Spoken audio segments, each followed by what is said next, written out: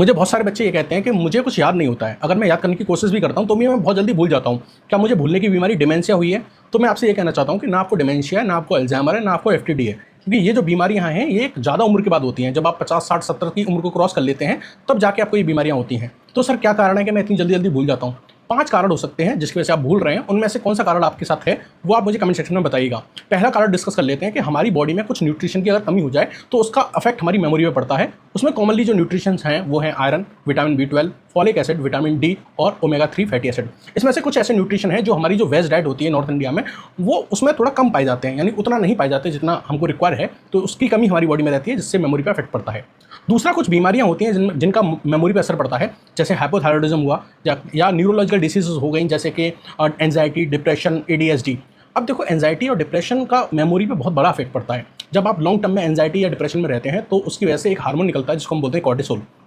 ये कॉर्टिसोल क्या करता है वो समझिएगा। जब आप किसी चीज़ को पढ़ते हैं तो वो आपकी शॉर्ट टर्म मेमोरी में जाता है। इस शॉर्ट टर्म मेमोरी से लॉन्ग टर्म मेमोरी में जाने वाला जो रास्ता है, उस रास्ते में ब्रेन का एक पार्ट बैठा हुआ है, हिप्पोकैम्पस। तो ये एंजाइटी की वजह से निकलने वाला जो हार्मोन है कॉर्टिसोल, ये इस हिप्पोकैम्पस को जाकर अफेक्ट करता है, जिसकी वजह से हमारी जो शॉर्ट टर्म की मेमोरी है वो लॉन्ग टर्म की मेमोरी में कन्वर्ट नहीं हो पाती। साथ ही साथ जब हम किसी चीज़ को याद करने की कोशिश करते हैं तो उसको रिकॉल बोलते हैं, और उस रिकॉलिंग में भी हिप्पोकैम्पस का एक फंक्शन होता है, तो वो भी अफेक्ट होता है इस कॉर्टिसोल हार्मोन की वजह से। तो इसलिए मैं कहता हूँ कि एंजाइटी, डिप्रेशन जितना कम रहेगा आपके दिमाग में, आपकी मेमोरी उतनी ज़्यादा रहेगी। अच्छा, नेक्स्ट थर्ड जो कारण मैं आपको बताना चाहता हूँ वो है लाइफस्टाइल। लाइफस्टाइल का भी मेमोरी पे बहुत फर्क पड़ता है, जैसे कि आप सेडेंटरी लाइफस्टाइल जीते हैं, एक्सरसाइज नहीं करते हैं, पानी अगर आप कम पीते हैं, एल्कोहल ज़्यादा पीते हैं, एक्सेसिव आप कैफीन का इस्तेमाल करते हैं, बहुत ज़्यादा डार्क चॉकलेट खाते हैं, तो उसका भी बॉडी पे इफेक्ट पड़ता है, मेमोरी पे इफेक्ट पड़ता है। फोर्थ और फिफ्थ बहुत ज़्यादा इंपॉर्टेंट है, उन पर आप ध्यान दीजिए। चौथा जो मोस्ट कॉमन कारण मैंने देखा है बच्चों के अंदर जिनको याद नहीं होता है, उसका कारण होता है लैक ऑफ कंसंट्रेशन। पढ़ने के टाइम पे लैक ऑफ कंसंट्रेशन है, ओवर थिंकिंग है, पुअर स्लीप है, और बहुत जल्दी डिस्ट्रैक्ट हो जाते हैं, स्क्रीन टाइम बहुत ज़्यादा है। ये जो फोर्थ पॉइंट है ये बहुत इंपॉर्टेंट है, और इसी की वजह से मेमोरी लॉस जो कहते हैं आप, वो बेसिकली ये है कि आपको ढंग से याद ही नहीं हुई चीज़, क्योंकि आपका कंसंट्रेशन नहीं था, आप ओवर थिंकिंग कर रहे थे, बार बार मोबाइल में डिस्ट्रैक्ट हो रहे थे, आपका स्क्रीन टाइम बहुत ज़्यादा था, तो इन सब की चीज़ों से वो चीज़ आपको अच्छे से याद नहीं हुई।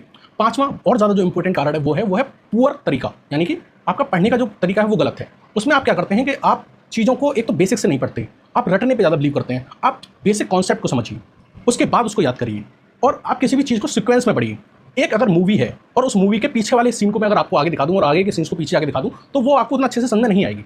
तो एक सीक्वेंस में पढ़ना जरूरी होता है, और उससे भी ज़्यादा जरूरी होता है रिवीजन। जितनी बार आप रिवीजन करेंगे उतनी चीज़ वो आपकी शॉर्ट टर्म मेमोरी से लॉन्ग टर्म मेमोरी की तरफ जाएगी। और पांचवा जो एक और इंपॉर्टेंट बात है जो आपको करनी चाहिए और जो आप नहीं करते हैं, जिससे मेमोरी शार्प होती है, वो होती है एक्टिव रिकॉलिंग। जो आपने मान लीजिए 20 मिनट कोई चीज़ पढ़ी है या 10 मिनट कोई चीज़ पढ़ी है, अब आप क्या करिए, बुक को बंद करके एक बार मन में रिकॉल करिए कि आपने क्या पढ़ा, उससे आपकी मेमोरी शार्प होगी। तो ये सब चीज़ करिए, और आप मुझे कमेंट सेक्शन में बताइए कि आपके साथ कौन सी वाली दिक्कत थी, ताकि हम उस पर और वीडियो बना सकें।